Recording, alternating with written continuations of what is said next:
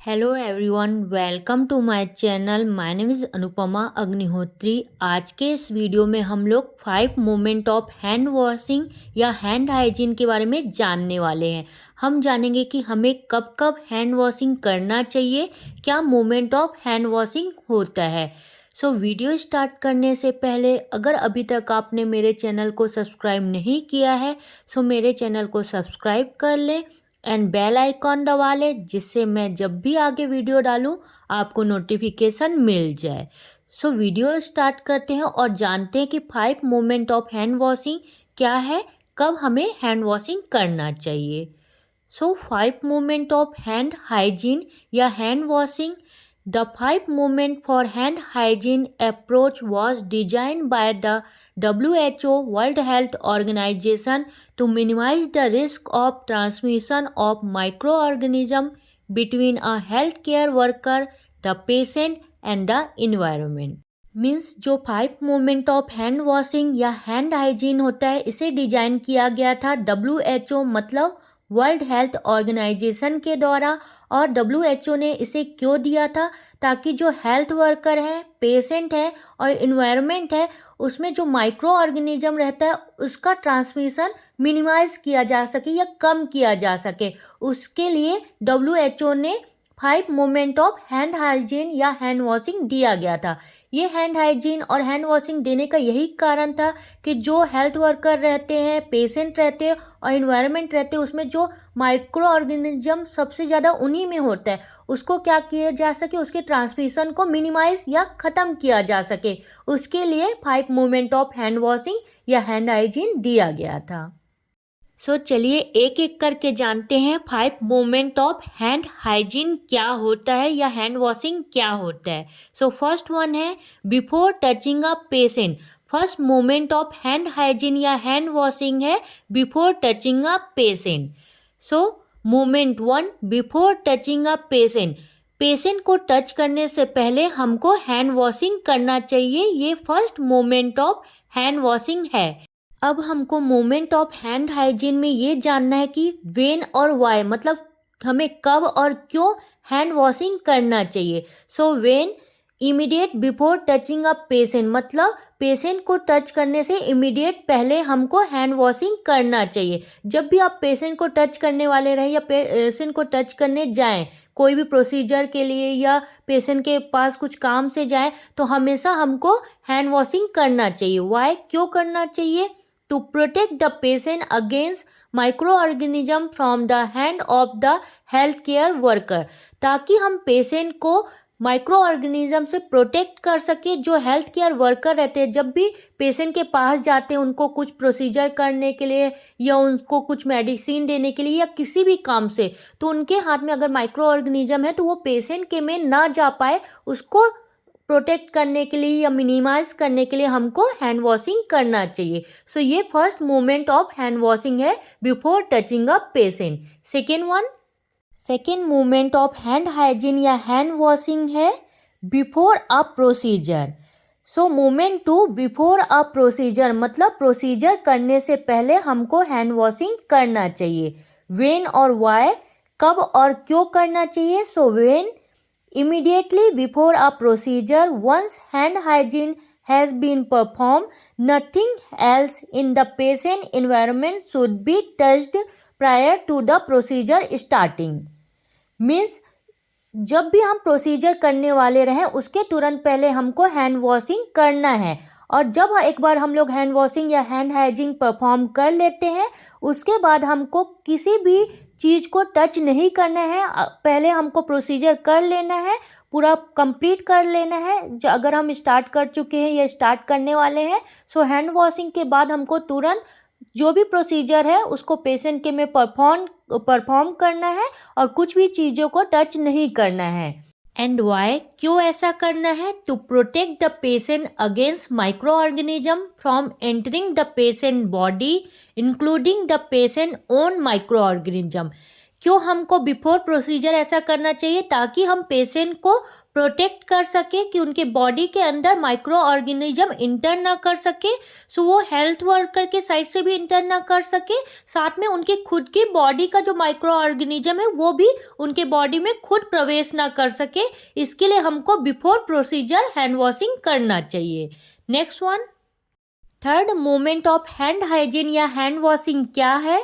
तो थर्ड है after a procedure और बॉडी फ्लूइड एक्सपोज रिस्क। ये third moment of hand hygiene या हैंड वॉशिंग है।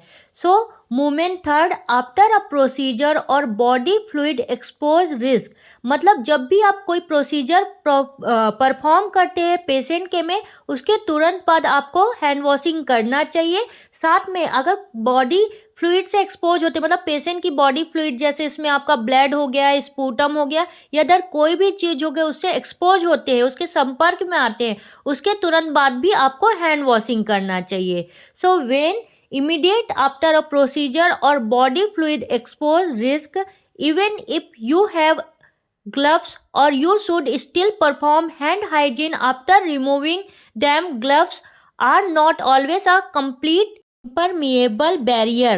Hand may also have been contaminated in the procedure of removing the gloves.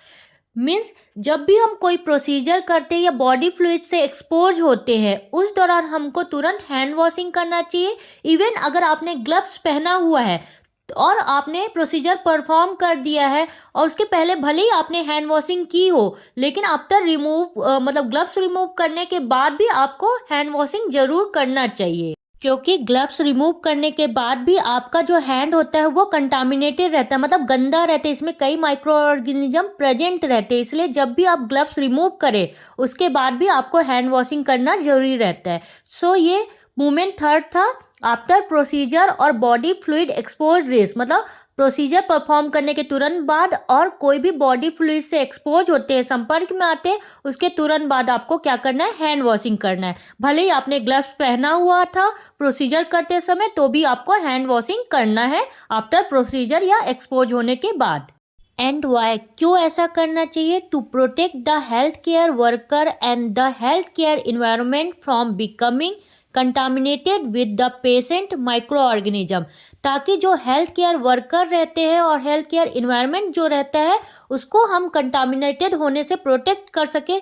जो भी patient का micro organism रहता है उससे जो भी गंदगी या इन्फेक्शन होता है उससे हम हेल्थ वर्कर और इन्वायरमेंट को प्रोटेक्ट कर सके। इसलिए आफ्टर प्रोसीजर या कोई भी फ्लूइड में संपर्क में आने से पहले, मतलब आने के बाद हमको तुरंत हैंड वॉशिंग करना चाहिए, ताकि जो नर्सेज, डॉक्टर या हेल्थ वर्कर रहते हैं उनको हम प्रोटेक्ट कर सके पेशेंट से।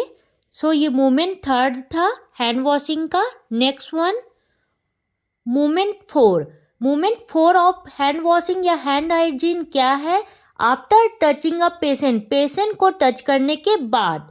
सो moment four after touching a patient, patient को टच करने के बाद हमको हमेशा हैंड वॉशिंग करना चाहिए। वेन एंड वाई, कब करना चाहिए और क्यों करना चाहिए? When after touching a patient, patient को टच करने के तुरंत बाद हमको हैंड वॉशिंग करना चाहिए। वाई, क्यों करना चाहिए? To protect the health care worker and the health care environment from becoming contaminated with the patient micro organism. क्यों ऐसा करना चाहिए? ताकि हम लोग जो हेल्थ केयर वर्कर और हेल्थ केयर इन्वायरमेंट रहता है उसको पेशेंट के माइक्रो ऑर्गेनिज्म से कंटामिनेटेड होने से प्रोटेक्ट कर सके।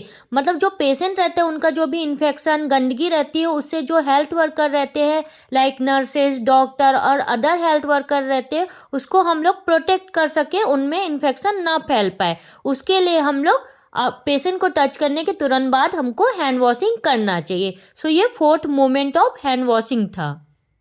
Next, fifth moment of hand washing या हैंड हाइजीन क्या है? फिफ्थ है after touching a patient surrounding, मतलब पेशेंट के सराउंडिंग एरिया, आसपास के एरिया को टच करने के तुरंत बाद हमको क्या करना है? हैंड वॉशिंग या हैंड हाइजीन परफॉर्म करना है। सो moment five after touching a patient surrounding, patient के सराउंडिंग मतलब आसपास एरिया को टच करने के तुरंत बाद हमको क्या करना है? हैंड वॉशिंग करना है। वेन और why? When After touching anything in the patient's surrounding when the patient has not been touched or is not present, always hand hygiene before leaving the patient's room. Means अगर हम patient के surrounding area में जाते हैं, मतलब उसके आसपास, उसके बेड के एरिया में, उसके साइड रॉकर कहीं भी जाते हैं, अगर पेशेंट वहाँ पर प्रेजेंट भी नहीं है तो भी अगर हम पेशेंट के साइड में कहीं भी जाएंगे सो वहाँ से निकलने के तुरंत बाद हमको क्या करना है, हैंड वॉशिंग करना है, ताकि हम अपने आप को प्रोटेक्ट कर सके कोई भी इन्फेक्शन होने से. देन वाई हमको ऐसा क्यों करना चाहिए? To protect the healthcare worker and the healthcare environment from the becoming contaminated with the patient microorganism. ताकि जो हेल्थ केयर वर्कर है, जैसे nurses, doctor and other health care worker है, उनको हम प्रोटेक्ट कर सके. साथ में जो इन्वायरमेंट है हमारा, जो नर्सेस एरिया, डॉक्टर एरिया है, उसको भी कंटामिनेटेड होने से हम प्रोटेक्ट कर सके. जैसे पेशेंट के सराउंडिंग एरिया में जाते हैं, वहाँ जो इन्फेक्शन रहेगा वो हम अपने साथ नर्सिंग स्टेशन में, डॉक्टर रूम में उधर ला सकते हैं. तो जब भी हम पेशेंट के साइड में जाएंगे, सराउंडिंग में जाएंगे, हमको क्या करना है, वहाँ से आने के बाद तुरंत हैंड वॉशिंग करना है, ताकि उस एरिया को हम कंटामिनेटेड ना कर सके. सो इसलिए हमको हमेशा पेशेंट के सराउंडिंग एरिया में आने के बाद हैंड वॉशिंग करना चाहिए. सो ये 5 मोमेंट ऑफ हैंड वॉशिंग था, आपका 5th हैंड मोमेंट था. सो इस वीडियो में हम लोगों ने 5 मोमेंट ऑफ हैंड हाइजीन या हैंड वॉशिंग के बारे में जाना. मीन्स हम लोगों ने ये देखा कि हमें कब कब हैंड वॉशिंग करना चाहिए. वो 5 मोमेंट ऑफ हैंड वॉशिंग था. सो उसमें फर्स्ट था before touching a patient. Patient को टच करने से पहले हमको हैंड वॉशिंग करना चाहिए. Second, before doing any procedure, कोई भी प्रोसीजर करने से पहले हमको हैंड वॉशिंग करना चाहिए. Then after touching body fluid, मतलब पेशेंट का कोई भी बॉडी फ्लूइड टच करने के बाद हमको तुरंत हैंड वॉशिंग करना चाहिए. Then after touching a patient, patient को टच करने के तुरंत बाद हमको हैंड वॉशिंग करना चाहिए. And last one, after touching patient surrounding, patient के सराउंडिंग एरिया अगर वहाँ पास पेशेंट नहीं भी है तो भी अगर हम उसका बेड या साइड लॉकर या कार्डियक टेबल कुछ भी टच करते हैं, उसके तुरंत बाद हमको क्या करना चाहिए, हैंड वॉशिंग करना चाहिए. सो ये 5 मोमेंट ऑफ हैंड हाइजीन या हैंड वॉशिंग था. होप आपको ये वीडियो समझ में आया होगा. अगर किसी भी स्टूडेंट को कोई भी डाउट होगा तो आप मुझे कमेंट बॉक्स में पूछ लीजिएगा. वीडियो को लाइक, शेयर एंड सब्सक्राइब करें. सब्सक्राइब करके बेल आइकॉन ज़रूर दबा लें, जिससे जब भी मैं आगे वीडियो डालूँ आपको नोटिफिकेशन मिल जाए. वीडियो देखने के लिए थैंक यू सो मच.